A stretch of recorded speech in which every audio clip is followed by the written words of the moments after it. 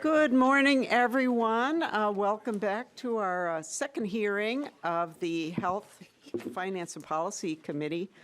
I expect that we will have a somewhat easier day today, a little bit less challenging for folks, and we can kind of take a step back and learn a little bit about the subject matter before the committee. There is a quorum, and I will entertain a motion to approve the minutes of January 5th. Motion to approve, Madam Chair. Thank you. Vice Chair Bierman moves approval of the minutes of January 5th, 2023. Is there any discussion to the minutes? Seeing none, all in favor, please say aye. Aye. Any opposed? The motion prevails and the minutes are approved. So the first thing on our agenda today is we have some overviews, and we have the Commissioner of the Health Department here again with us. Welcome, Commissioner. And we also have Deputy Commissioner Kelly with us. So I don't know, Deputy Commissioner Kelly, if you're going to be speaking or you're just here for questions? No. Okay. All right. So Commissioner, welcome to the committee, and the floor is yours. Thank you so much, Chair Liebling. Happy to be back in front of you all today to give an MDH overview of our agency. We're going to do a high-level overview. You all should have the materials with the deck. I'll cover about half of the slides, and then there's some slides towards the back for your reference that I won't get into today, but please feel free to answer questions at any point, and I can stop and answer those questions. So I just want to start by discussing our mission at MDH. Our mission is to protect, maintain, and improve the health of all Minnesotans. And let's talk about how we deliver on this mission here this morning. I will say that the good news is that Minnesota has been ranked consistently as one of the healthiest states in the nation. Unfortunately, with what we've seen with health inequities in the state and even our funding of public health, over time our rankings have dropped a bit with that.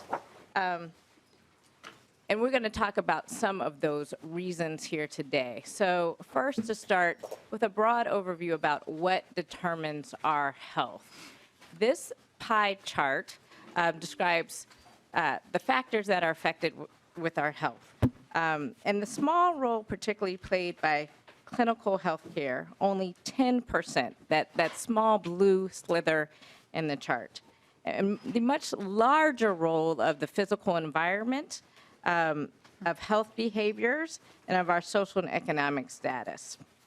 And yet, when we discuss the big health issues of the day, we focus far more attention, resources, and healthcare spending on that small blue slither than that larger, darker blue, 40% with social and economic factors. I want to put this in context of the sort of global environment around health and human services investment. This is an older slide from 2011, but I think it's illustrative. We can see the red is the U.S., where we talk about the percent of our expenditures in health and human services as part of overall GDP.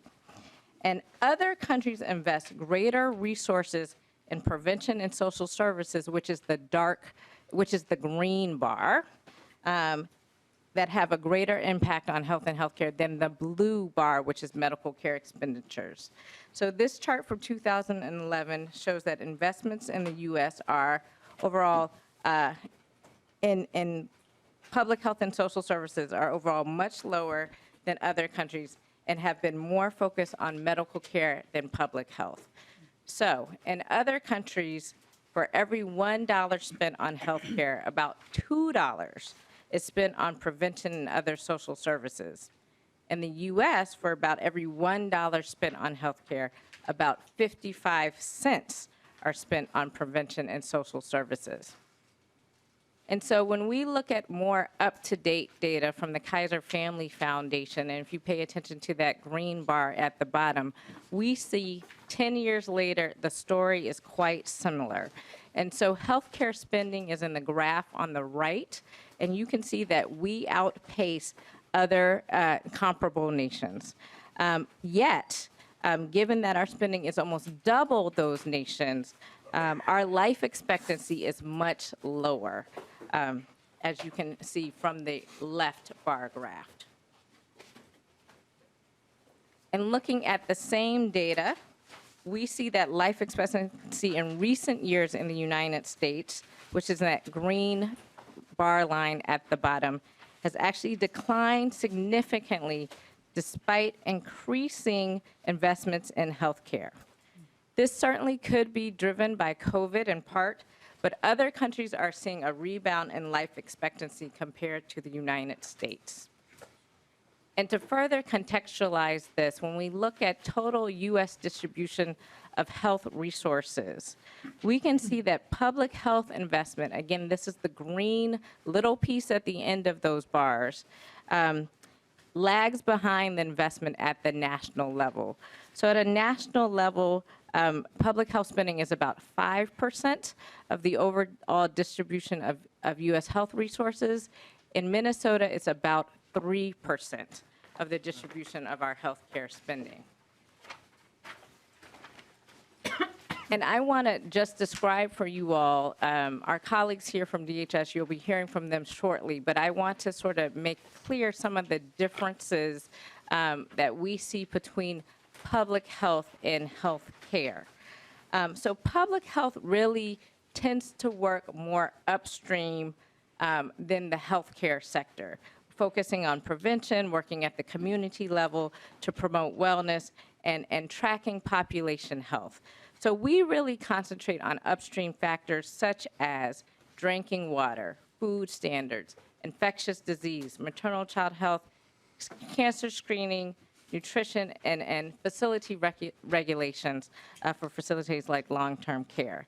And so you will see the graphic on the right with the yellow lifting up population health, which is why you see a number of people in the center of that circle.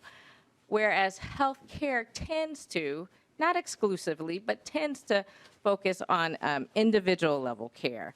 And so you see that one person in the middle of that circle, healthcare focusing on medical treatments, individual quality of life, some conditions in the home, and more recently, more attention to upstream factors. But these are some core historical differences between the sectors. So what we would see here on the left, we talk about healthcare, for example, in human service providing coverage for a child with measles, but we might talk about public health as providing information to parents about the value of measles immunizations, right? We might talk about healthcare, enrolling people in health insurance to ensure chronic disease treatment, and we in public health in Minnesota would work with local governments, local public health, and other partners to reduce the prevalence of chronic disease.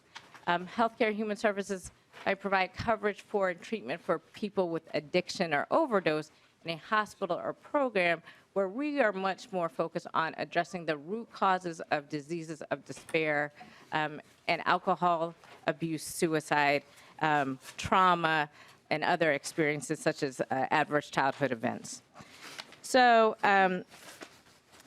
simply put, DHS focuses on health care, providing coverage, individual-based care, individual supports, and MDH focuses on public health, education, prevention, and population-based care. And why are we lifting up that pie chart and these differences? Well, we're doing it in part as we think about how we spend funds and public dollars, is to say that we can't afford to treat our way out of health. We do have to think about prevention. And what this graphic is showing that you all have is really the projected percent change in healthcare spending out to 2028. And you just see the graph, the slope is just going up and up and up. And so the spending is projected to increase for dementia by 67%, by hypertension for 59%, for diabetes by 51%, smoking exposure by 28%, obesity by 22%, right? And so more than 40% of Minnesota adults have at least one chronic condition, and about half of those have more than one chronic condition. And so the spending is just projected to rise. So how do we interrupt this? And that's sort of the work that we do within the Minnesota Department of Health. And when we think about the prevalence of chronic conditions, it's not solely due to health behaviors or the environment, but also due to societal factors. Chronic conditions are tied closely to where we live and work, to our culture, to our activities. Do you have access to health care? Do you have access to meaningful work? Are you living free from stress, from discrimination, and racism? And again, in Minnesota, despite being among some of the healthiest states on average, we have some of the nation's worst health disparities. Compared to whites, Minnesota's populations of color and American Indians experience shorter lifespans, higher rates of infant mortality, higher incidence of diabetes, heart disease, and cancer, and poor general health. These disparities negatively affect quality of life, cost of health care, and the overall health of all Minnesotans. And so let me also lift up a few insightful statistics. Black women are 2.5 times more likely than white women to die of their breast cancer within 5 years of diagnosis. In 2021, American Indian residents were 10 times more likely, and Black Minnesotans were 4 times more likely than white residents to be treated in the hospital for a non-fatal drug overdose. Data show higher rates of heart disease in young and middle-aged Black adults compared to the Minnesota average, approximately twice as high for Black adults between the ages of 35 to 64, and about 50% higher for those 65 to 74. Almost 2/3 of new HIV cases are among communities of color. Among those under 65, when they died, the asthma rate for African Americans was 3 times higher than those of whites. And we have seen similar disparities during our COVID-19 pandemic. And part of what MDH was to stand up the response to really meet the needs of disproportionately impacted communities and those who are most impacted by COVID. And what did we do? We stood up testing sites, vaccination clinics, and referrals to therapeutics. We partnered with community-based organizations to reach the hardest hit communities. We provided staffing resources to long-term care and to hospitals. We provided expanded access to COVID-19 treatments, and we stood up a hotline for the general public to use when they had questions or concerns. And the challenge for us in public health and healthcare in general is prevention is often invisible. Our greatest successes are often invisible because they actually prevent those downstream problems.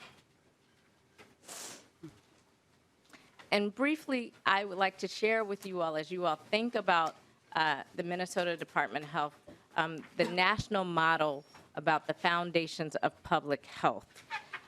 In Minnesota, our public health system is based on state-local partnership that focuses on 5 primary foundations of public health: controlling communicable diseases like COVID-19, preventing chronic disease and injury, protecting our health through environmental activities like safe drinking water, promoting health at an early age through maternal, child, and family health activities, particularly at MDH, and promoting access to clinical care, particularly filling those gaps. The foundational capabilities identified in the blue boxes below the diagram need to be embedded at a county or regional level to ensure strong public health going forward into the future. And those boxes include assessment and disease surveillance, community partnership and development, health equity, organizational competencies, policy development support and analysis, accountability and performance management, emergency preparedness and response, and communications. In 2021, the legislature allocated resources to support the first steps of public health system transformation. a long-term strategy to build capacity and capability at the local level. Our local partners are incredibly important to our work. The bill language directed MDH to assess the current state of the governmental public health system, give grants to community health boards to test new models for public health service delivery, develop recommendations for long-term system change, and report back to the legislature in 2023, which we just did a few weeks ago. Please do look at that report. It reflects shared analysis, action, and recommendations, and the recommendations of MDH, the State Community Health Services Advisory Committee, and the local Public Health Association. And so with that overview about the work that we do at MDH, I want to talk more about our workforce and our funding. And Commissioner, this might be just a good moment to take a pause for just 1 second. And I just want to, I didn't say at the beginning of the hearing that it would be good if members hold questions till the commissioner's done speaking, and then we'll ask questions of the commissioner. But if you have a clarifying question in the meantime, please do let us know if you don't know what an acronym means or something like that. That's just a brief piece of information you need, and then we could pause for that. But I also do want to just say, with what the commissioner's gone through here, I hope that all members realize what an excellent Department of Health we have in this state.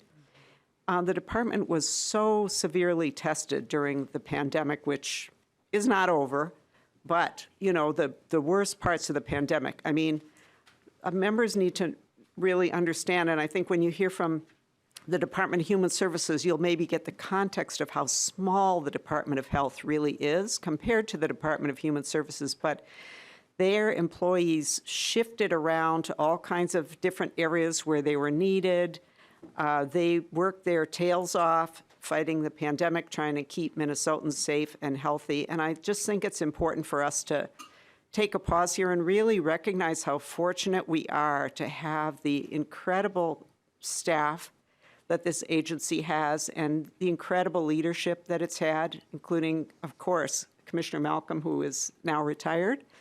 And anyway, I just really wanted to say that because I think as those of you who are new go to other states perhaps, or to conferences and hear from what's going on in other states, you may really begin to get a flavor of how well Minnesota does on a lot of these things, notwithstanding the fact that we have a lot further to go on a lot of issues. But I just want to say thank you to all of the staff at the department. So Thank you so much. Thank you so much. go ahead, Commissioner, and give us, talk about the money now. Thank you. No, that's incredibly important. Thank you for saying that. Our staff have worked really hard throughout the COVID pandemic. They've been really dedicated. They're really terrific to work with, and I have been at the agency for 10 months before this role. And part of the reason that I am staying is the people and their commitment and their hard work and their talent and their expertise. So please call on us as a resource, but I'll get to the money, because I think part of the story for the budget session going forward is, and Commissioner Malcolm would often say public health goes from like feast or famine or panic and neglect. There we go. And so we want to interrupt that cycle from panic to neglect. And so when we talk about the budget, MDH spending has been significantly impacted by both state and federally funding during the COVID response, almost doubling our biennial expenditures. But prior to the pandemic, MDH spending across all funds was just over about $1 billion each biennium. And we expect our funding to return to similar levels in the next 2 to 4 years. And so what you see here is the blue bars are all funding except the COVID-19 funding, which is demonstrated in the green bars for fiscal years 2021 and fiscal years 22 to 23. But the blue bars are sort of where our base budget has been and is projected to be. Our agency is funded from a number of funding sources: federal grants, the state's general fund, the Healthcare Access Fund, and other state funds. Federal and general fund proportions stay relatively stable biennium to biennium, and federal grants typically represent the largest share of our budget. So that's the brown bar at the top, which is our federal source of funding compared to the other funds. The general fund is right underneath that. We are estimating about 1,672 full-time equivalents are funded in our base budget for the next biennium. 45% of our employees are funded on federal grants, and only 13% are supported by the general fund. And of course, we have all types of staffs, from scientific and program experts to epidemiologists, nurses, economists, data analysis, community health specialists, engineers, and folks in the laboratory. MDH has been fairly successful completing for federal grants. While the federal government funds some of our core public health activities, this level of support also adds complexity to our budget. It means we are implementing federally driven priorities, which may differ from state priorities.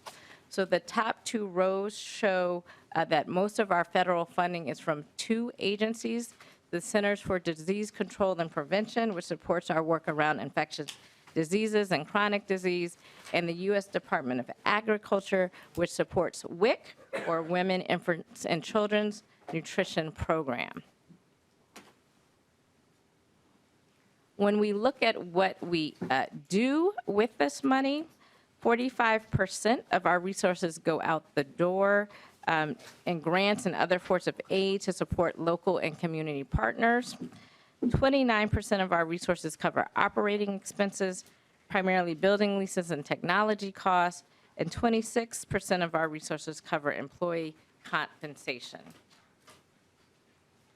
When we look at spending by budget activity, you can see how our agency resources are invested programmatically in the slide.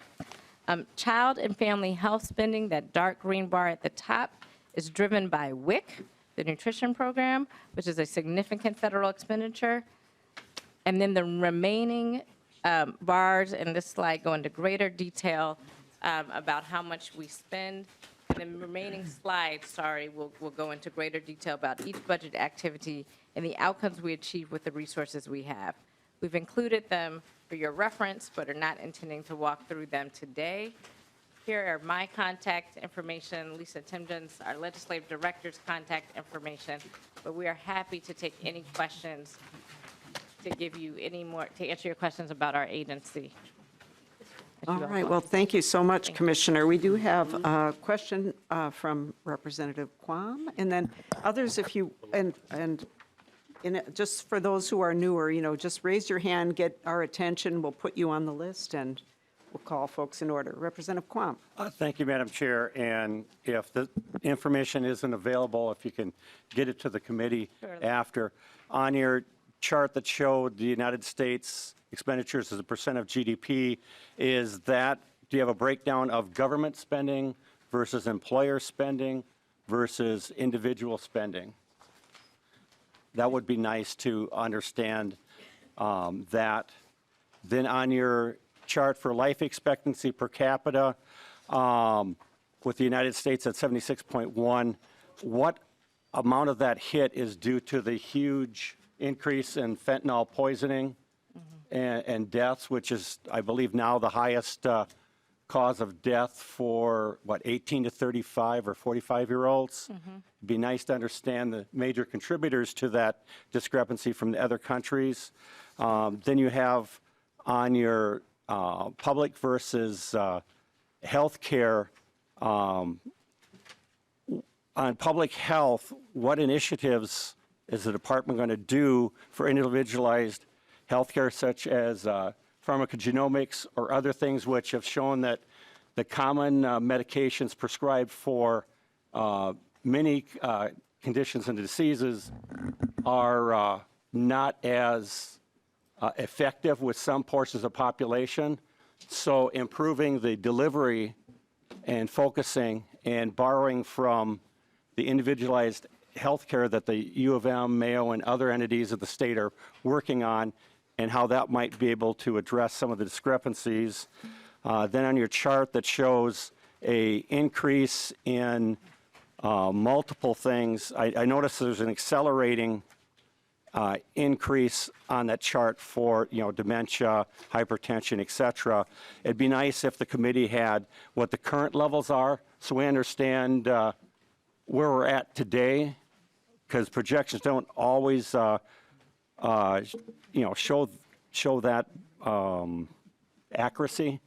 And then, Representative Quam. Madam Chair. I'm afraid this might be a little overwhelming. I just want to make sure that I assume that you're all tracking and taking notes and, okay. Do you have Okay. very much more? I'm most of the way through. Thank you, Okay, Madam Chair. because it sounds like some of this might need to be taken offline. Well, and You can talk, but go ahead. Madam Finish Chair, up. that's why I said Yeah. she could provide it Absolutely. later. When you're doing a correlation of disparities, it'd be nice to see what the component of single-parent households is affecting, because that might help us with delivery and connecting and maybe having continuity between schools and other support programs. And then finally, over the years, more than a decade, there have been several occasions where there have been audits and there's found some fraud issues. And I know the public hears about these and they wonder what we're doing. What's the department doing to improve the situation with some of the level of fraud, especially with, I guess, the paperwork and articles about the COVID dollars besides other programs? So again, that offline, if you can give the committee that information, would be useful. Thank you. All right, thank you, Representative Quam. So, Commissioner, I don't know if you want to address any of that right now, or if, this is all, that was a lot. I don't think I would be prepared to go back through everything Representative Quam asked about, but please go ahead if you want to respond to any of it right now. Thank you for those questions. We will have to circle back to you. I will just say at a very high level, we very much care about what the upstream drivers are for all of these conditions. Clearly, with life expectancy, we've seen a lot more deaths associated with opioid use, and we know the role that fentanyl is playing in that, so clearly that's very important. For some of the discrete data elements that you are requesting, I'll have to definitely go back to the team. Clearly, with pharmacogenomics as a medical treatment, it's not a space that sort of MDH sort of sits in, but we are aware of those activities in the medical treatment space. But again, part of our focus is really on those upstream societal factors that cause downstream illness that then needs those treatments that you're talking about with pharmacogenomics. Clearly, we want to support families of all types. That's part of what we have to think about in terms of thinking about, as I had mentioned here, when we talked about children, having them grow up in safe and sustainable communities.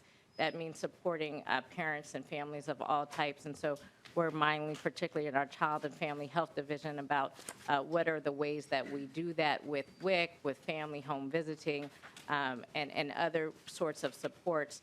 And looking at the experiences of kids, I had mentioned adverse childhood events, and so those sorts of experiences we are very mindful and have work and particularly studies going on in.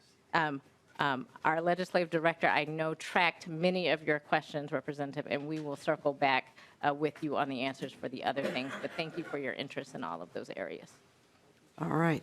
Thank you, Commissioner.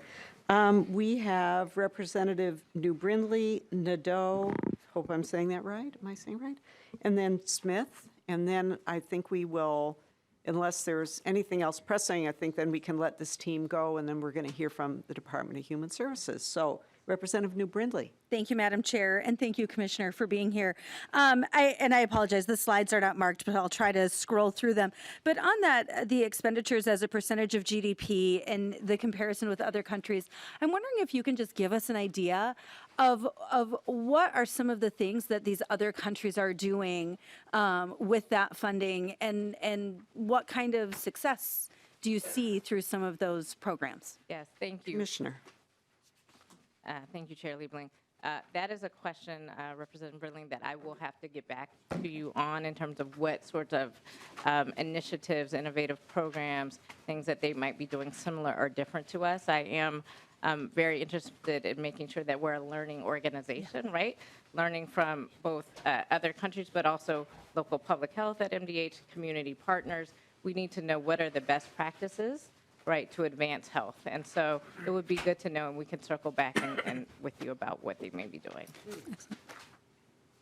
Madam Chair, thank you. Representative, yeah. Thank you, and I appreciate that. That's the spirit in which I asked it. We should be learning, right? I mean, if they're doing other innovative things that is showing success, we should try to implement some of those things. On the slide on public health in Minnesota, I suppose there's several marked public health in Minnesota, but it was specifically the graph showing dementia, chronic conditions, hypertension, these different things that are driving some of this change. I'm just wondering how much of that, those sort of top 4 items, how much of that is just driven by having an aging population in the state? I mean, as you sort of look at those top 4 conditions that are significantly higher than the others, and I'm wondering how much of that is driven by an aging population versus just the overall health of our population? Right. No. Commissioner. Thank you. I think that's a good question, and we often do look at sort of age-adjusted statistics to take account of sort of underlying population demographics, and so I can circle back to our health policy team to sort of get at how much is age versus other factors. I think the one thing that this graph is intended to demonstrate and to keep our eyes on is just the slope upward, right? And I think the slope upward, I would hypothesize that it's beyond just aging, right? It's that some of our conditions of living are not optimal for many Minnesotans. And so we can interrupt some of that upward trajectory that may be associated with age by really addressing those living conditions, those social and economic factors, and particularly addressing them early on, right? Because you get chronic disease later in life because of the situations that you were in earlier in life, right? And sort of all of these sort of accumulate on top of each other. And so that's in part where our focus must be in terms of interrupting the upstream factors. Yeah. Representative New Brindley. Thank you, Madam Chair. And just, I wonder if also on sort of the budget items and the spending, I'm wondering if you could talk to us a little bit on, you broke down the use of all funds in grants, aid, subsidies versus employee compensation versus operating expenditures. Yes. And I'm wondering if you can talk to us a little bit, the operating expenditure seems quite high.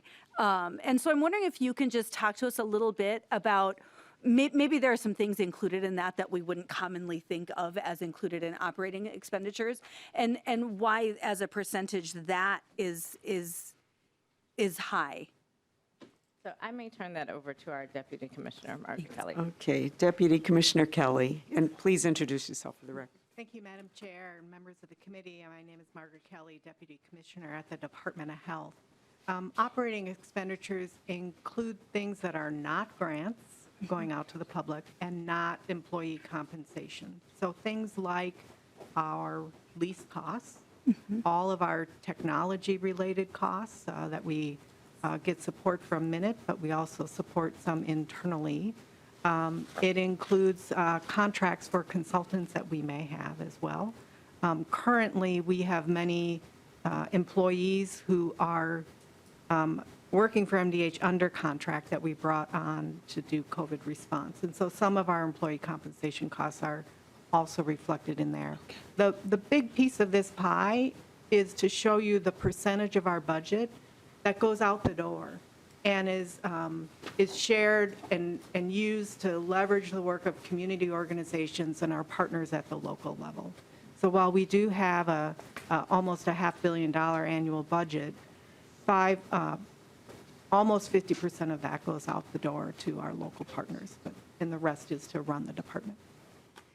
Okay, Representative New Brindley? Thank you, Madam Chair, and thank you. I think certainly the consultants, I would assume that leads to why that is such a high number. I hope that is the case, but that would be, I think we'd all be interested in learning a little bit more about that in the future. My last question, Madam Chair, Yeah. I'm wondering if committee staff would be willing to send out that report to committee members so that we can all take a look at that? The public health Yeah, report they referred to? Yes, yes. Oh, absolutely, yeah. Wonderful. And I did read it, and it's, I think it's kind of an interim report, right? I think that what I mainly got from it was that there's a lot more to do. They're working diligently. It's pulling together a lot of different players, the counties, and, really trying to reorganize. But these kind of things take time, and it was kind of that was the gist of it, I think, that there's more work to do, and they're continuing their work. But we'd be happy to send it out. Excellent. Thank you, Madam Chair. All right, Representative Nadeau.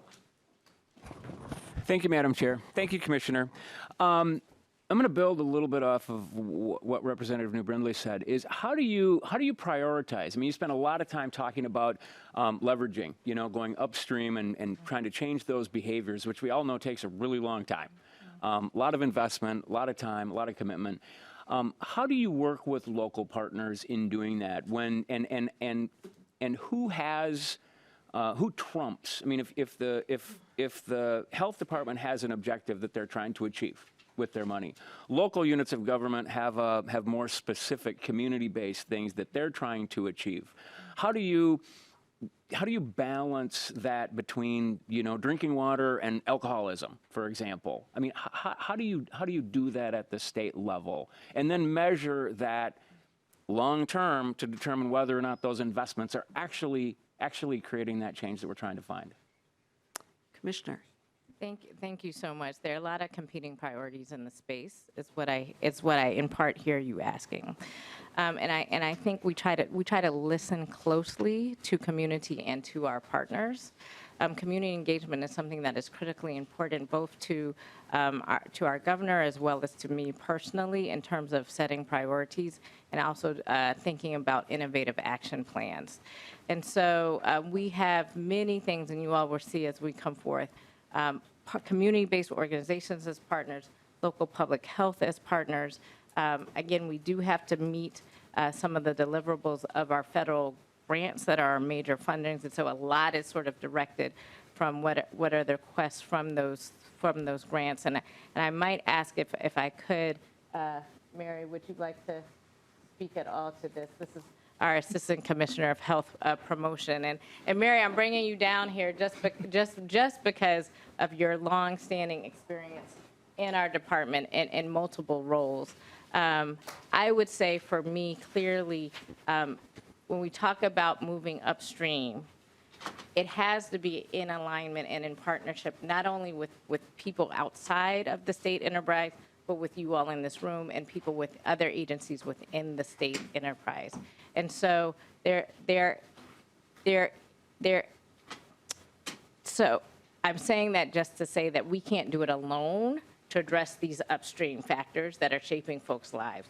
We have things that are right in the midst of our circle of control, right, in terms of delivery of some of these federal grant programs like WIC, but many things are outside our primary lane, so we must partner with others. So Mary, would you add any comments? Yeah, and welcome to the committee. Please introduce yourself for the record. Chair Liebling, Mary Manning, Assistant Commissioner, Minnesota Department of Health Representative. In the case of something like drinking water and alcoholism, we have commitments and requirements to address the drinking water. And so we have firm partnerships with our local partners and municipalities to work on drinking water. The issue of alcohol prevention and a lot of different things, we have a number of federal grants where we might be working on diabetes or cardiovascular disease or a number of things. And within the risk factors of addressing those issues, we work with our partners to address a number of risk factors, alcohol being one of them. And if the partners choose to address that, or, there are a number of risk factors, and that would be one that they might choose. We don't have the resources to deal with everything, so it's kind of like what our partners choose to do. We don't get a ton of resources where we have the ability to get to choose, like that we're going to be able to work on this particular issue. But what we try to do is leverage when we know there's a problem and try to work with our partners to address it. So there's a lot of risk factors like that where we try to leverage the interest of our partners. Right, thank you. And, the legislature has a role in helping to prioritize as well. And we will also be dealing more with the department's priorities when we look at their budget request. Okay, great. So there'll be a lot of opportunity to dig into that. Okay, one final Okay, question. yes, Representative Nadeau. Thank you, and thank you for that. And I wasn't actually asking for a comparison between the two. It was just how do we prioritize? And my gist is that you follow the lead of the local public health authority in many cases. They're the ones that know what those issues are, and you try to meld them in with the overarching goals of the Department of Health, theoretically. That is correct. Like Commissioner. We often, when we talk about grants going out, there are certain stipulations, but there's a lot of flexibility in those grants because, to your point, local Minnesotans know what's best for their communities. And so part of our job is to give them the information, for example, the data that could help inform their action plans, but also to sort of give them the flexibility whenever possible to implement in the ways that they know best. Yeah, thank you. All right, thank you. We do have a couple other members, and we need to finish up this. If you have something else, sure. Super quick. This Okay. completely unrelated, but No. different. There was one slide, and I can't find it, but it was talking about the disparities between communities of color, and we hear that in Minnesota all the time. And do other states, do other competing regions struggle with that like we do? I think across Commissioner. across the country, people are struggling with health inequities, in part because the legacy of health inequities is deep sort of within our country's history. And so multiple localities, municipalities see similar things. It is, though, when you look at the data, Minnesota consistently is ranking among the states with some of the worst disparities. Because when you think about the upstream determinants of health, access to high-quality food, access to quality housing, access to high-quality education, right? All of those things impact the downstream health outcomes and health inequities. And so we do have some real challenges in those spaces for Minnesotans of color. All right, thank you, Commissioner. We're going to go to Representative Smith and then her. Representative Smith. Thank you, Madam Chair, and thank you, Commissioner, for that report. And also, I want to echo what the Chair said earlier.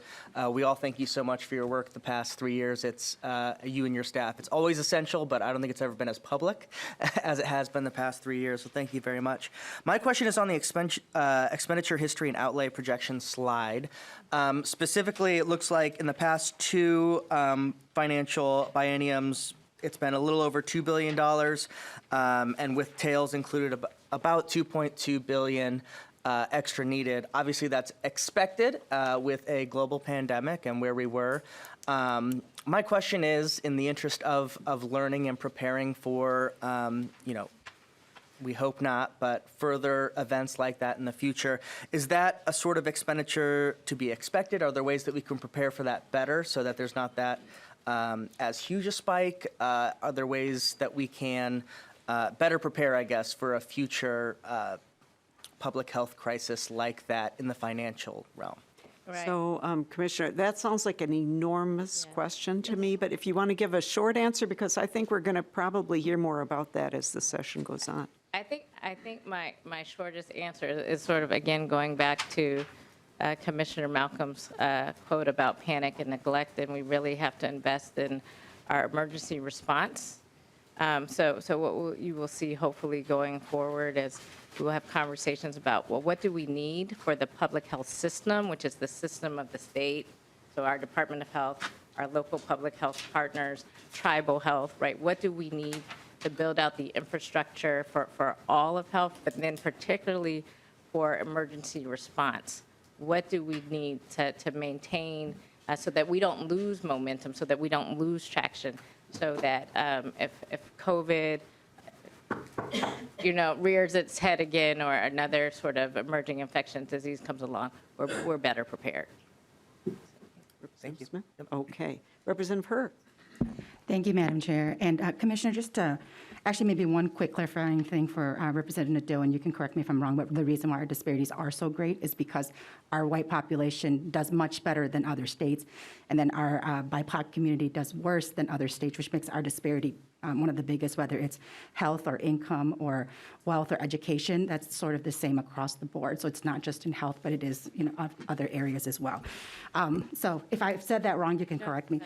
But my question is just to the data that you spoke to about the disparities, because I know I started working in maternal health disparities about 5 years ago before I got to the legislature. And when I asked the question about what is the data on Asian Americans, and I was told that we don't collect data on Asian Americans, so we didn't know the disparities for Asian American women.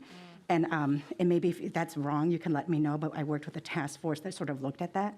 And so maybe if we could just share a little bit about how you collect data and if you disaggregate the data. I think you're probably very well aware of this, that Minnesota is unique, and we all think our state is super unique, but Minnesota is unique in their AAPI community that on the coast, it's usually East Asians, and here in Minnesota, we have the largest Southeast Asian population. So among women have the highest rates of cervical cancer. We have certain diseases, like kidney disease, we have a really high rate. And so when we're not disaggregating that data and collecting it, we don't actually know how all of our communities are doing. And the Southeast Asian population generally trends very closely to the African American population. And so I just wanted to maybe understand a little bit more. Maybe this is a conversation you and I can take offline, but to just really understand how we collect that data and use it to inform the work that we're doing. Thank you, Commissioner. No, thank you so much. That is very close to my heart. Clearly, I come to this space from a research background. Have looked at the challenges with race data collection and the need to disaggregate, and not just disaggregate from sort of Minnesotans to what we typically do, which would be the 5 O&B categories, Office of Management and Budget categories from the feds that that the census numbers round up to, and not just to sort of those 5 sort of racial groups, but even within group to what you're talking about in terms of our API community, in terms of African Americans. We must disaggregate that data. So I would love to continue to have a conversation around that. That is so important just because we know that all of these big groups are very heterogeneous within the group. And so for us to have the greatest impact and to understand the greatest need, trying to get underneath these big categories, Asian, Black, American Indian, to get underneath that to really be more effective. So that is close to my concern as well for us as a state. Thank you. All right. Well, thank you, Commissioner and team. Thank you very much for your presentation today and for answering questions. We look forward to seeing you a lot in this committee, and we know you're going to be working very hard on a lot of other things, too, throughout the session. So thank you all. appreciate your being here Thank you all so much today. for your questions. I appreciate it. Reach out to us at any time. Thank you.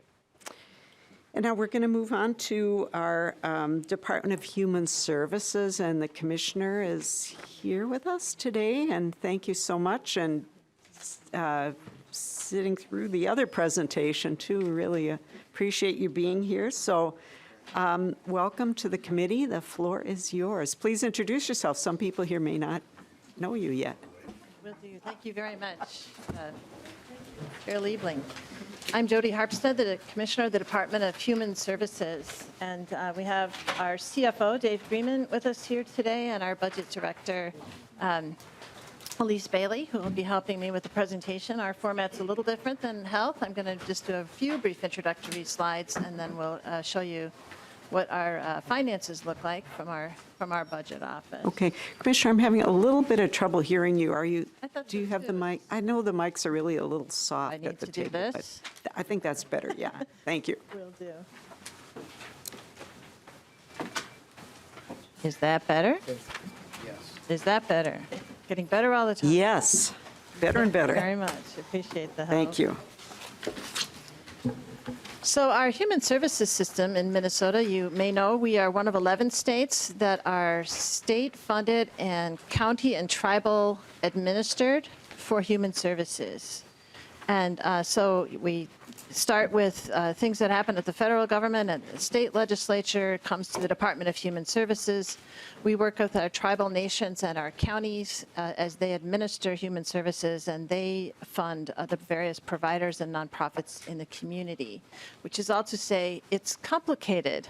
And more complicated than some states. Some other states will do a very general statute and have the department do rulemaking to shape the work. But in Minnesota, we had a consulting firm in a few years ago that rated Minnesota high for involvement of the legislature, where everything's in statute. And so it's complicated to implement these services in Minnesota. And needless to say, mistakes can happen. So we'll talk about that later. The mission of the department, working with many others, we help people meet their basic needs so they can live in dignity and achieve their highest potential. Just a brief word on the staff that I have. We've had changes at the Department of Human Services. Many of you knew Chuck Johnson, our deputy commissioner, who was in state government for 38 plus years. And as he retired last summer, we arranged some things in the department. So just to bring you back to up to date. Our Deputy Commissioner for Agency Effectiveness, Shireen Gandhi, has been with us for several years and has taken on more and more responsibility while she's been with us. She now leads finance, compliance, what we call service transformation, which we'll talk about in a moment, and process improvement and equity. I think the most important thing is we have all of our control functions under one person now. You know that we've been working over the last 3 years to cross the T's and dot the I's, and Shireen has all of those functions under her in DHS, and that consolidation has been really beneficial. Our other Deputy Commissioner for Agency Relations and Culture, Nikki Farrago, has been with us for many years as well, coming up through our Children and Family Services work. She is responsible for our legislative, county, tribal, community, and federal relations functions. She also has our communications department, our Office of Employee Culture, and our Office of Equity and Inclusion. My Chief of Staff, Stacy Twite, does all the things she needs to do to keep everything running smoothly in the department, and our General Counsel is Amy Akbai. Then we have 4 policy administrations responsible for helping to shape policy and then fund and regulate services. Cynthia McDonald is our Assistant Commissioner for the Healthcare Administration and also our State Medicaid Director. Tiki Brown, Assistant Commissioner for Children and Families. Natasha Mers has been our Interim Assistant Commissioner for the last several months for our Aging and Disability Services. And Eric Gromdahl, the Assistant Commissioner for Behavioral Health, Housing, and Deaf and Hard of Hearing.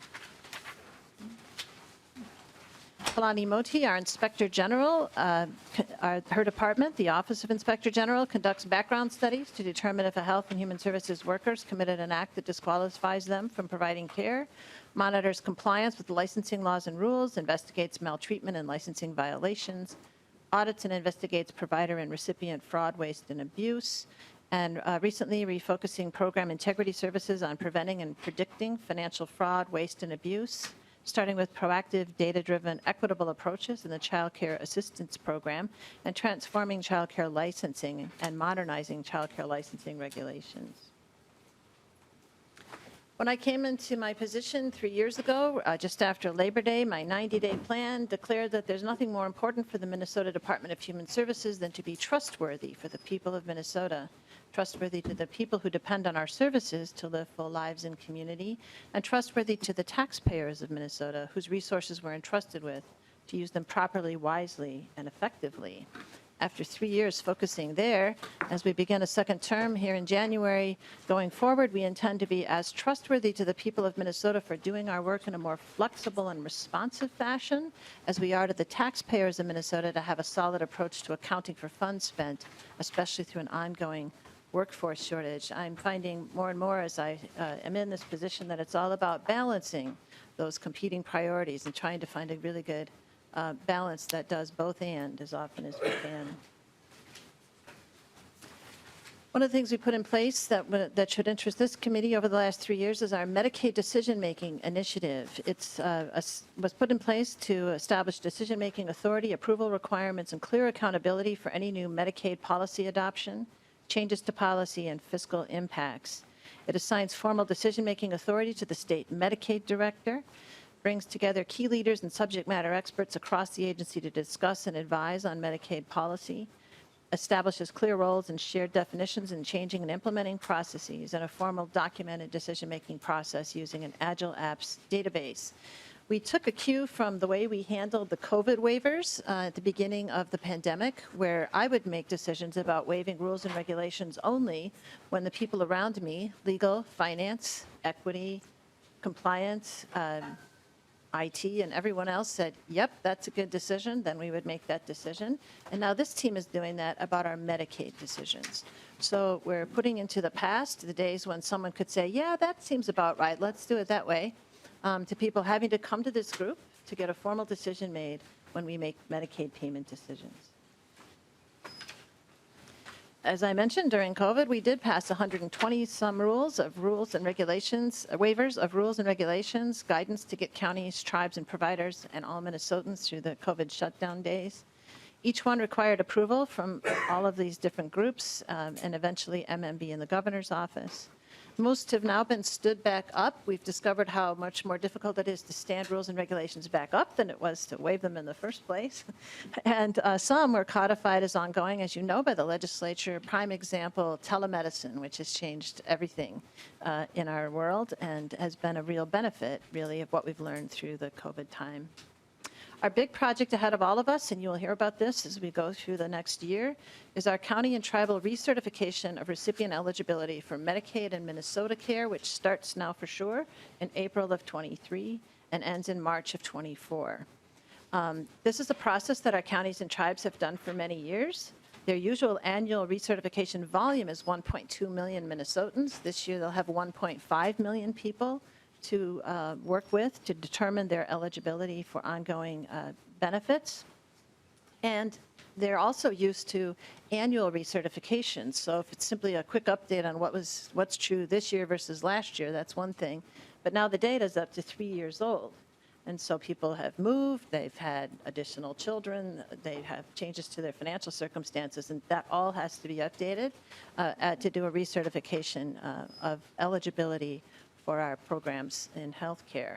So you'll be hearing about this project. We brought in Deloitte to help us with project management. They're also working with other states that are standing this back up, all 50 states going through the same process this next year. And we're pleased to have some real professionals with us helping us put together a really solid plan for supporting our counties and tribes as they go through the work. We're also very committed to what we now call service delivery transformation. In the past, we would call this the IT plan.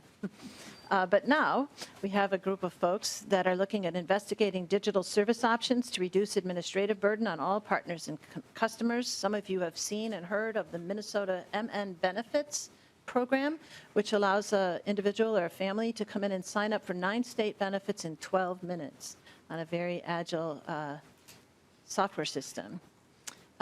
This group is also working to support innovation and efficiency by providing stakeholders more direct access to our systems and our data, improve our methods of measuring and tracking public outcomes, collaborating across teams, agencies, counties, tribes to deliver for the people we serve, and to support equity initiatives by giving direct voice to impacted populations as we do this work.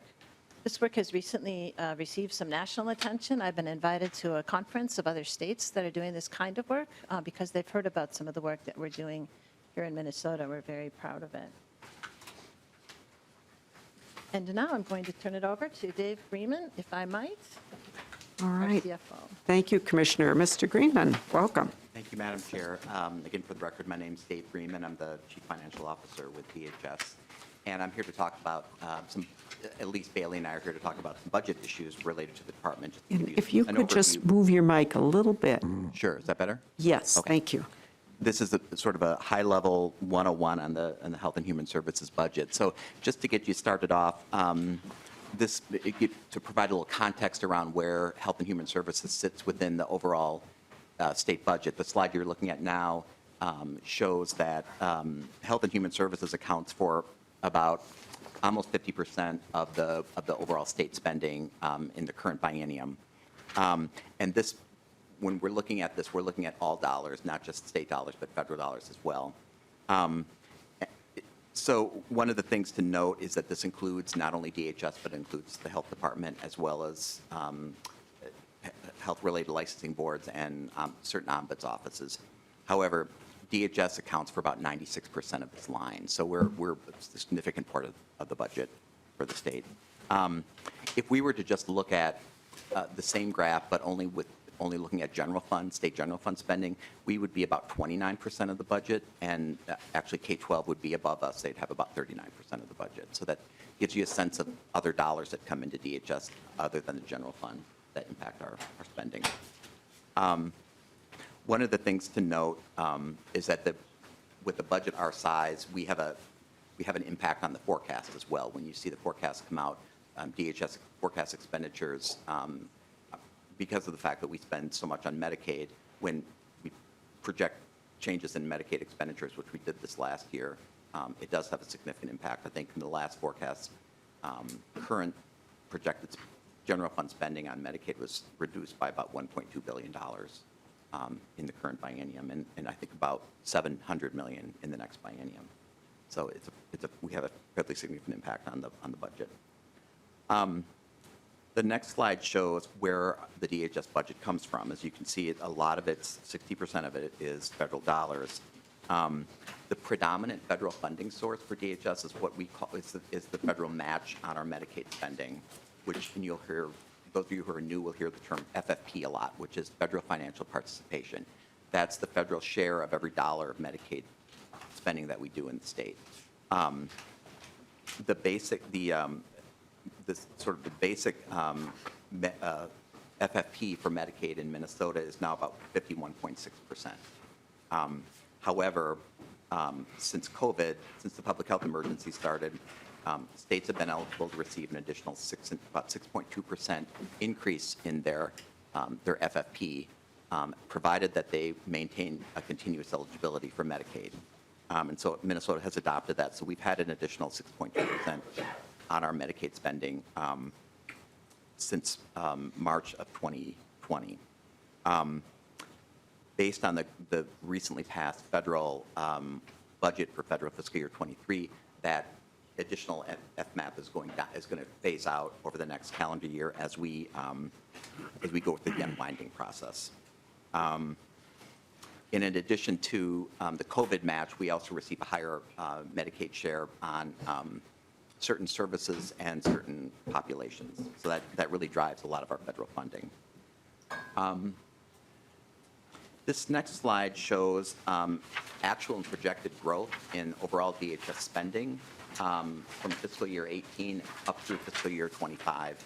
As you can see, our budget has grown and is projected to continue to grow significantly since 2018.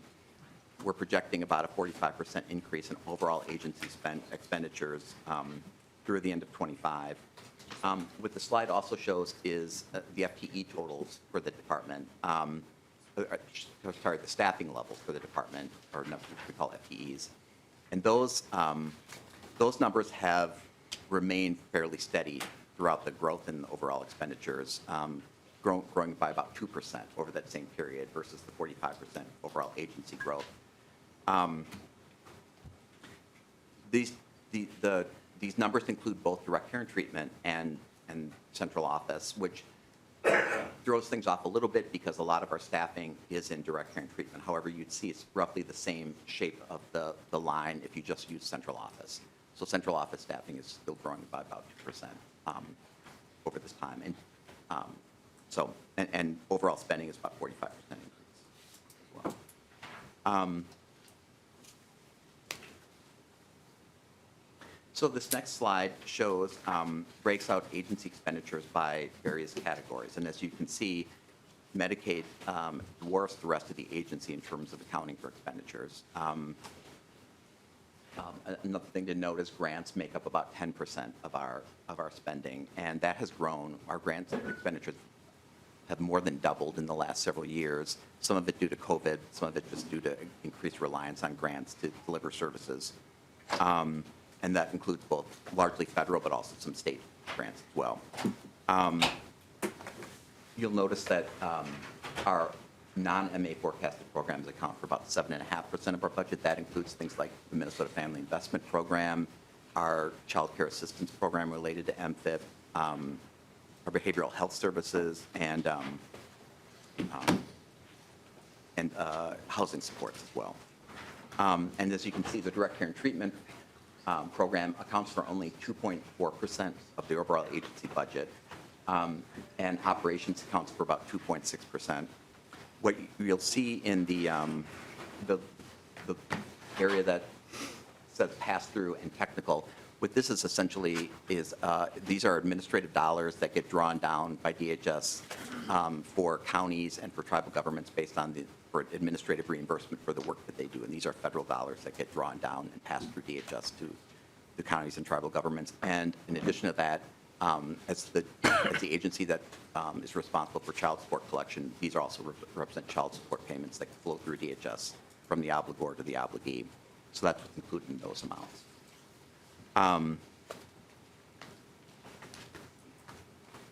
So the next slide shows you where the FTEs are located within the department. We have about 6,800 FTEs currently. Approximately 2/3 of them are in direct care and treatment, which is our 24/7 behavioral health system in the state that operates programs throughout the state in larger facilities and in smaller homes. And this represents the level of staffing we need to maintain services. Over the last several years, we've had a challenge maintaining our staffing levels for DCT just because of the fact that because of the labor market, partially because of COVID, and I think we're continuing to see challenges in terms of competing with other employers for the kind of staffing we need. And Mr. Greenman, I think it's worth pausing here just for a second. Maybe it's just me, but I remember when I was brand new in the legislature, I had no idea what DCT was. I mean, it was called State Operated Services at that time. But it was a long time before I even understood what we were talking about there. So I know people come in with different levels of background on this, and so I just kind of want to put a point on this, what you're showing in these two graphs, and that is that is it a division? Is that the right language? It's a division of DHS? It's an administration, yeah. Administration, okay, so it's kind of a separate animal, but it's under DHS, and this is where the state actually runs the services. We run group homes, we run a security hospital, if that's the right terminology. We actually run services, and so we actually hire the staff who deliver those services, very similarly to the way a lot of nonprofits are doing it. So we have the same kinds of issues with recruiting people and making sure we have care staff and all of that. So that's what we're talking about, as opposed to other parts of DHS that do very different kinds of things, like administer programs, give out grants to others, administer the healthcare programs and so on. So I just kind of want to make sure folks understand that, because it is so foundational to what we do. And I always like to, if I can, advance people's learning so they don't have to struggle through, however many terms it took me to understand some of these things. So please continue. Could I just add to that? Thank you, Chair Liebling. I would just say also, if it's helpful, that the direct care and treatment health system that we run is primarily for behavioral health and primarily for people that no one else in the state can or will serve, especially people who are civilly committed to treatment. And if it's helpful, you can think about our direct care and treatment services system as about the same size as CentraCare in central Minnesota. That's about how large it is. And Representative Bonner had her hand up. Representative Bonner? Thank you, Madam Chair. Thank you, Madam Chair. Really quick clarification. We've been talking in the last several slides a great deal about FTEs, which are full-time employees, but there is no allusion here to whether or not this is supplemented by any contract work or what role that plays in these slides. And I wonder if you could, just for the larger picture, give us some sense of whether that's included or how that plays into the equation. Sure. Mr. Greenman. Madam Chair, Representative, we The FTEs don't include their state employees, so they're not contract staff. We do rely on professional technical contracts as any large agency would when we don't have the resources or the skill set to do certain types of work that we need done. Those dollars are included in our operating budget. So if you look back at some slides, you'll see where our operating budget is about 2.6% of our overall agency spend. Those what we call professional technical contracts would be included in those. I think one of the biggest areas where we use staff that aren't actually DHS employees is Minute. Minute's a separate agency. We Minute, we work very closely with Minute. There's Minute staff that are sort of located at DHS that we work with. They're not included as our staff, though, because they technically work for Minute. We pay Minute for their time, for their resources. So yeah, we do rely, it's not a huge part of our budget, but certainly we make use of professional technical contracts. And Representative Elkins, did you have something, clarification, or should we? Just real quick Please. clarification. Have you guys hired a chief business technology officer at this point? I know the position was open for a while. I believe the Mr. Green. position is, I don't think we finalized the position yet. I don't think we've made a final decision on the hiring. Thank you. Okay, please continue. So I think I'm done with this slide. So the slide I'll end with. So this is really the important piece. This is the people who we serve. This provides just a brief snapshot of the populations we serve. DHS serves about 1.7 million Minnesotans, which is a little less than a third of the state population. As you can see, the largest program is Medicaid. And our average monthly enrollment in this past fiscal year that just ended was about 1.3 million, but that's continued to increase because of, as I mentioned earlier, the continuous eligibility requirements around Medicaid. So we continue to add people, but people tend to not disenroll. We're up near about 1.5 million in terms of enrollment in Medicaid right now. Starting in April, when we need to begin the public health unwind, we will need redeterminations of eligibility would need to be done on all 1.5 million of those people over roughly a 12-month period. So that's going to be a major stress on the department. And we've been, as the commissioner mentioned, have been doing a lot to get ourselves ready for that. Some of the other groups to mention here would be two boxes in the upper right show the number of recipients using different types of long-term care services. Nursing facility average monthly recipients is about 11,600, whereas home and community-based services, the waiver programs that you might hear about for persons with disabilities and elderly as well, is about 86.5 million. And those use of those programs or enrollment in those programs has been going in different directions. The nursing home usage of nursing homes has been going down as opposed to the waivers, which have been increasing.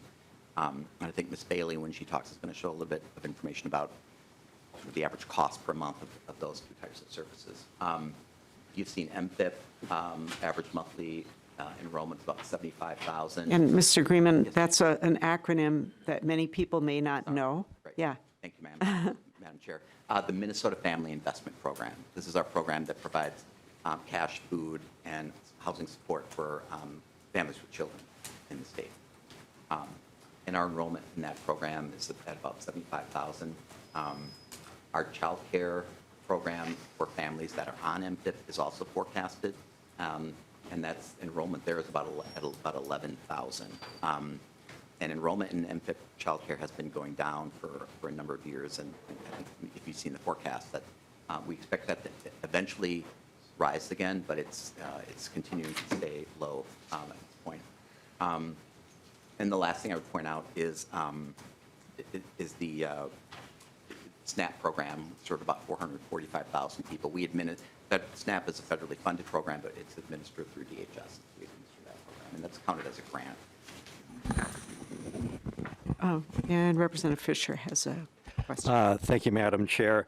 And I noticed that on the Medicaid, we've got almost 1.3 million people that are covered under that. And I do know that, while the department does some of that coverage for Medicaid, most of that is provided through insurance companies. What percentage of those people are actually getting when their services are done, the reimbursement is being done by the insurance companies versus from the department itself? Mr. Greenman. Madam Chair, Representative Fisher, about 84% of the people enrolled in Medicaid are enrolled in managed care. And I think a slightly, I think of our expenditures, it's probably lower than 84% of our expenditures are on managed care because populations that tend to be fee-for-service tend to be more expensive. So. Okay. Thank you. Thank you. Go ahead. Oh, I will turn it over to Ms. Bailey. Oh, okay. In the meantime, also, Representative Bonner had a question. Thank you, Madam Chair.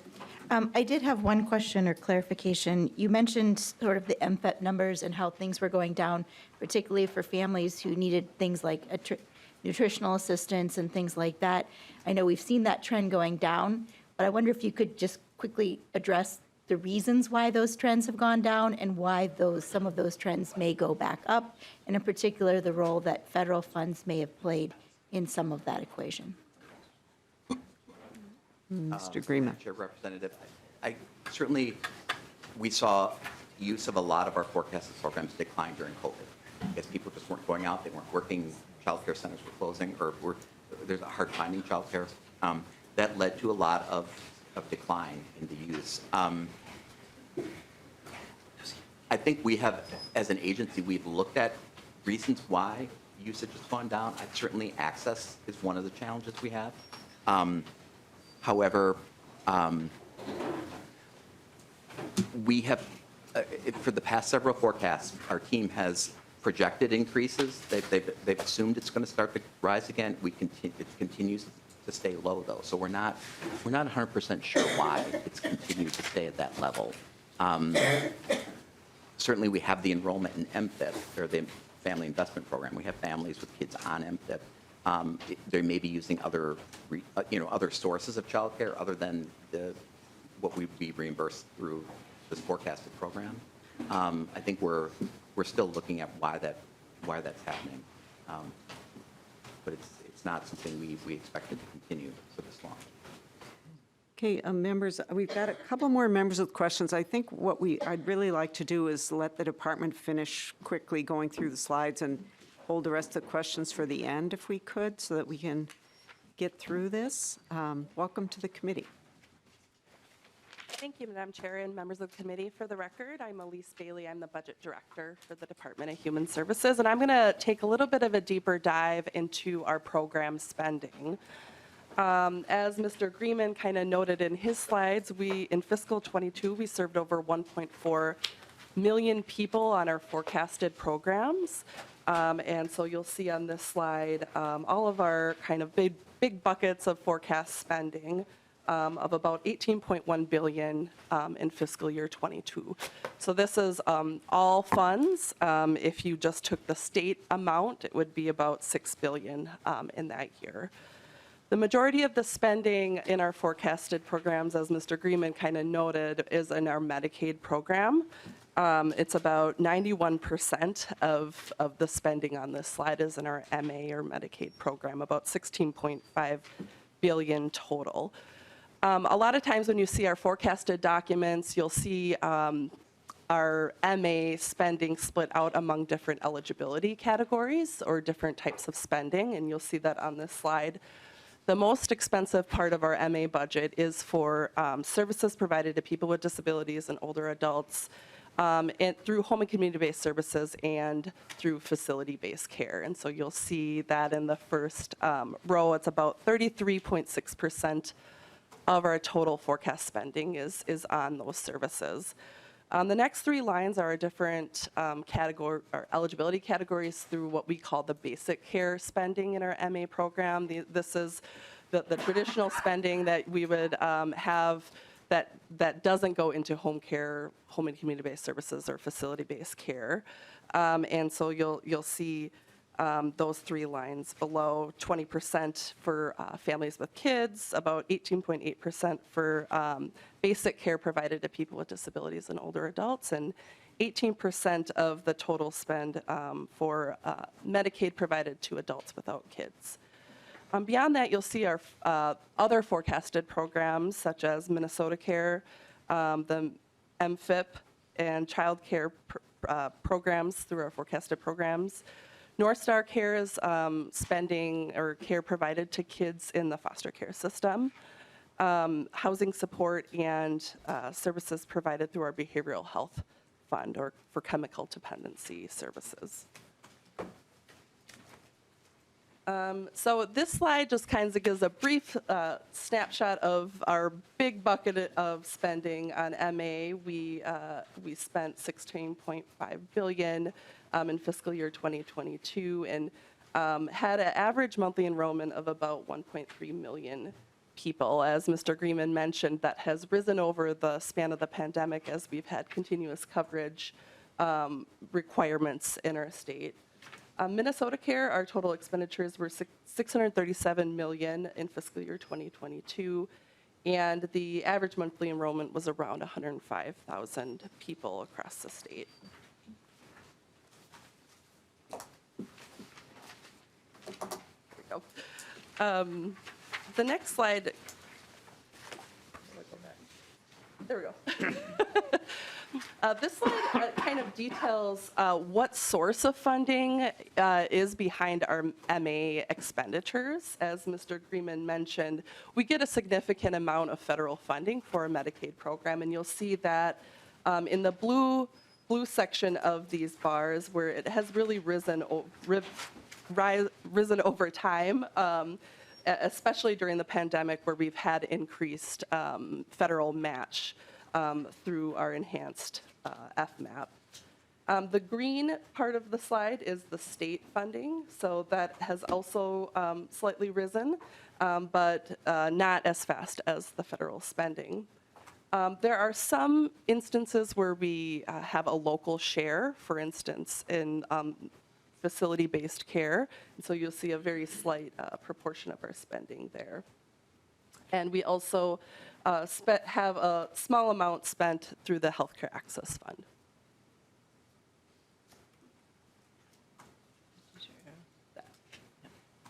Shoot. So the amount of spending really depends on the type of eligibility category, as I went over a few slides ago. You'll see in this slide is pretty interesting on the number of people that we serve, juxtaposed with how much we spend on those populations.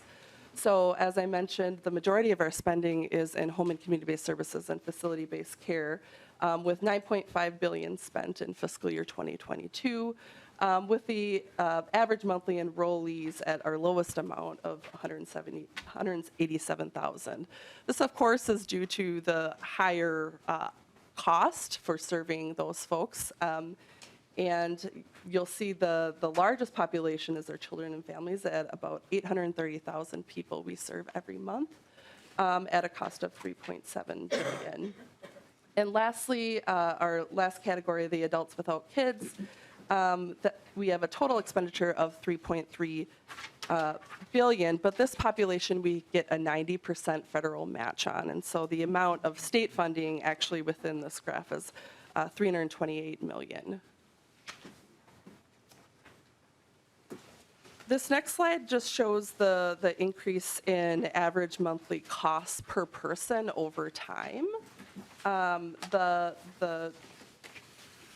line on the top is our long-term care facilities. So you'll see the slope of that line is significantly higher than the slopes of the lines below.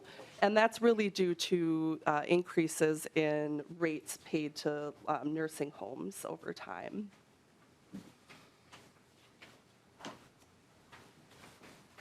This next slide, you'll see our forecast trends in the Minnesota Care program. So the Minnesota Care program is another public health program provided to folks with low income that don't qualify for Medicaid.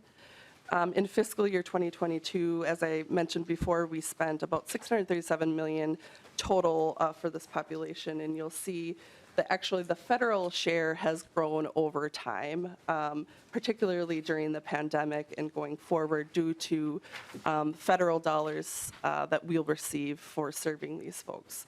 The Minnesota Care program is a little bit different than Medicaid in that the federal dollars we get is about 95% of the tax credits that the person would have get if they would have purchased health care through the exchange. And so that really shifts due to changes on the federal level on how much those credits are paid.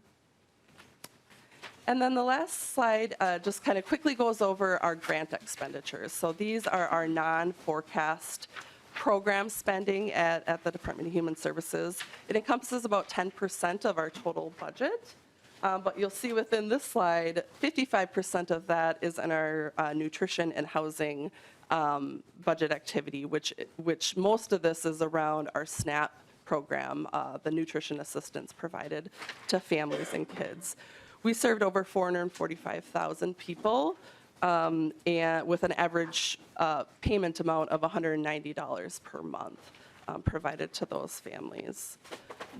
You'll see also 13% of our grant spending is in childcare, and the majority of this is through our basic sliding fee program. We served over 12,000 kids in this bucket at about $125 million in fiscal year 21. We have a significant amount of grants in our behavioral health area, disabilities, and aging and long-term care, and employment services you'll see in this slide too. So with that, I'll stand for questions. All right, so I'm going to, we have a couple members with questions. I think we could go over just a few minutes if you folks have the time. And before I do go to the questions, I just would explain to members that even though obviously this year we have the Human Services Committees, both policy and finance, those are separate here, but there is some crossover of the things that we do and have under our jurisdiction with the things that go on in the Department of Human Services, and that's why we're bringing you both, and you're going to need to have some familiarity with both agencies, although we're not going to be quite as deeply involved with the Department of Human Services. But certainly the public health care programs are under the department, as you've heard, so that's going to be very important for us. And I also do just want to say, while I have the microphone, I also really want to compliment the department, as I did with the Department of Health, just so that folks understand. Commissioner Harpstead came in and has done an amazing job of really wrangling this difficult beast called the Department of Human Services, because it's enormous and it does a lot of things, and it's very complicated.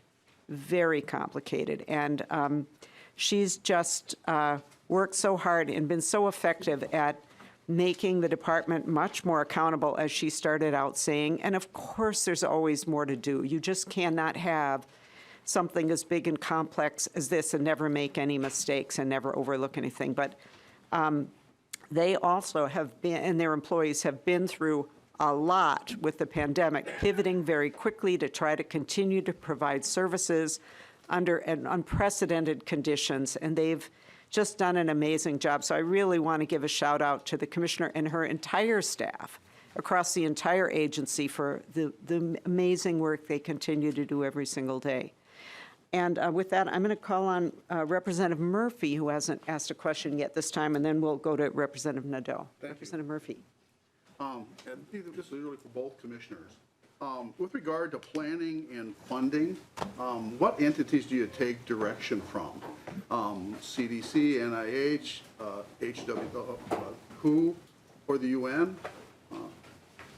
And Representative Murphy, the Department of Health Commissioner isn't here now any longer, but for Human Services, I'm sure the Commissioner can address it. Commissioner.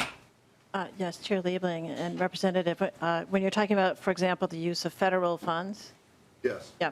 So an awful lot of it, as you've seen, is the Medicaid program. So CMS is one of the agencies that we work with constantly in Washington. For our children and family services, the Administration for Children and Families, part of the federal government. And then lots and lots of other parts of the federal government. SAMHSA is our mental health federal agency for example, and so there's probably a federal agency for every administration, even every program in the Department of Human Services. But the largest ones, I would say, are probably CMS, Medicaid, and the Administration for Children and Families. Does Representative Murphy. I'm sorry, does the World Health Organization give you guidelines at all, or the United Nations? And I've seen some guidelines at the county level. I'm just curious if that comes from us. Or... Don't hear about those Commissioner. much. Sorry, Chair Liebling, still getting used to this. Don't hear very much about those, and they would be mostly, I would assume, Department of Health kinds of guidelines if there were. Okay. Thank you, Chair. All right. Representative Nadeau. Thank you, Madam Chair. Just quickly, I expected, since the waivers were everybody stayed on waivers during COVID, I just anticipated that number to go down. And what I've heard today is that you're expecting the MA eligibility number to go up to 1.5. That's what the new expectation is? Did I hear that wrong, or?